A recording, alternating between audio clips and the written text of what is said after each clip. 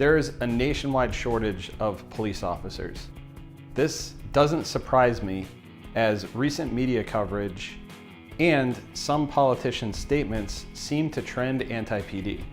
But I also hear, disturbingly often, officers say that their department doesn't care about them. I'm privileged to have conversations with police officers of all different ranks in Arizona, along with local union leadership. So this week, I'm going to take a different path than normal.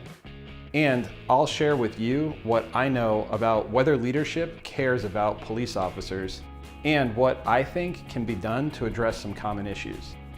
I'm Steve Serbalik, and although I am a panel attorney with As Cops in Arizona, this week's video represents my own personal views, not necessarily the views of any organizations that I regularly represent.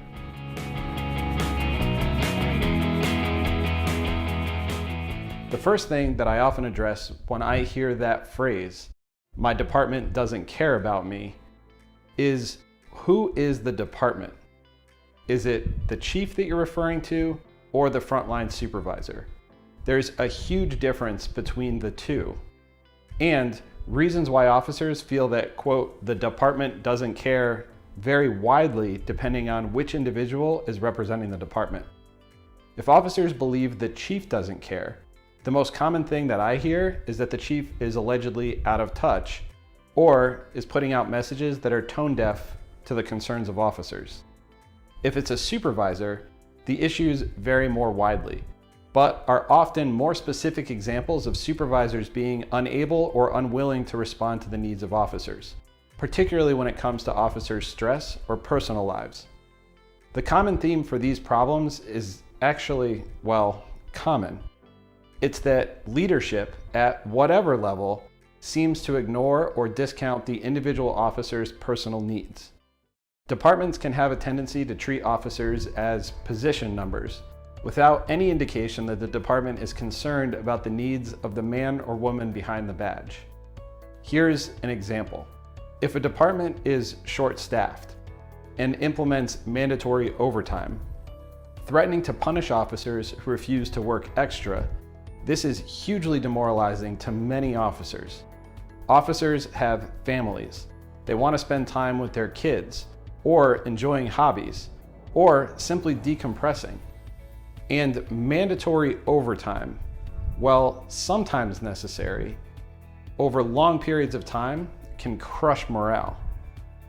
That said, successful models exist to address staffing challenges, including incentivizing overtime by allowing people to sign up in advance, working with their normal partner or squad, and having set supervisors so officers know who they're coming in and working for in advance.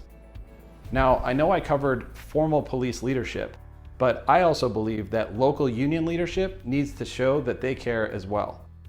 Everyone makes decisions with the information that's available to them, and with the resources that they have available.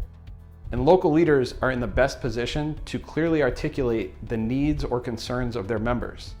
As Cops offers significant support to local leadership to help address issues facing departments, but we can only help leaders if they reach out, and leaders can only address concerns that are brought forward by membership.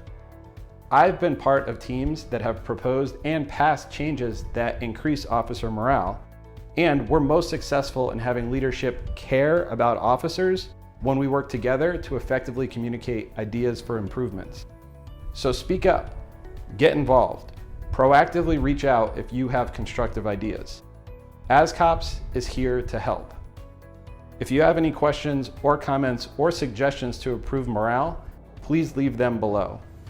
Like, subscribe, and turn on notifications to help my channel grow and get the message out to more officers.